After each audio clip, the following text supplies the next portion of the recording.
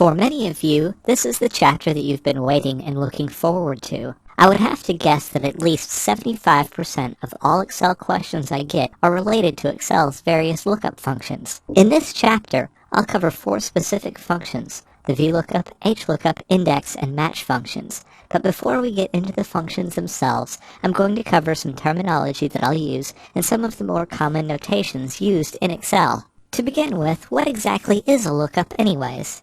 In essence, a lookup is simply a search. Given a table of data, a lookup is the search for one data point that corresponds to another data point. Considering this list here, where I've listed the name of different animals and the number of animals at a variety of zoos, perhaps you wanted to have a way for someone to see how many of a certain animal were at a specific zoo, like on this worksheet here, where I'm currently asking about how many lions are in Zoo 5.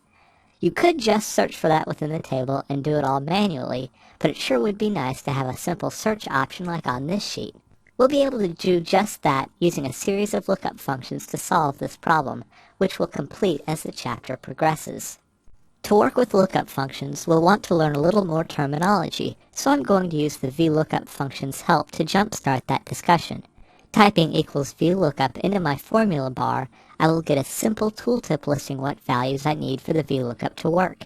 These values are labeled as lookup value, table array, column index number, and range lookup in brackets. Many of the functions we'll learn about, including the HLOOKUP and match functions, will use this same type of structure. The lookup value is the item that we are searching for. In this zoo example, we are looking up a given animal name such as lions or a zoo such as 5. The table array is simply going to be a 2-dimensional array. I'll use the term array quite frequently referring to one-dimensional arrays, which is more simply thought of as a list of data elements. The range I have selected, for example, is a one-dimensional array. Our data example is a 2-dimensional array. The array terminology may change between functions, but the concept is always quite similar, as it will be the list of items that we believe will contain our lookup value, such as this list of animals which contains lions at the very top. The column index number is special for the VLOOKUP function, however similar index values will show up for the index, HLOOKUP, and offset functions. In this specific scenario, the value references the number of columns to the right to move from the looked up value in order to get a result. In other cases, the index will be an integer value that represents how many cells to move in any given direction. For our example on the Summary tab, we would want the lions from Zoo 5. You can count that Zoo 5 is 5 columns to the right of the animal names, which actually makes it the 6th column when indexing from the original position.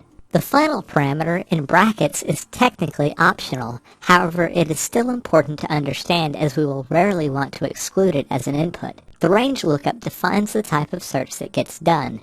Each of our lookup approaches will have different options here that will allow you to search specifically for an exact match, or, as can be useful with certain numerical searches, for a value similar to the one being searched for. In most cases, we'll enter the exact match value so that we either get an error if it doesn't exist in our list, or we'll get a perfect value match.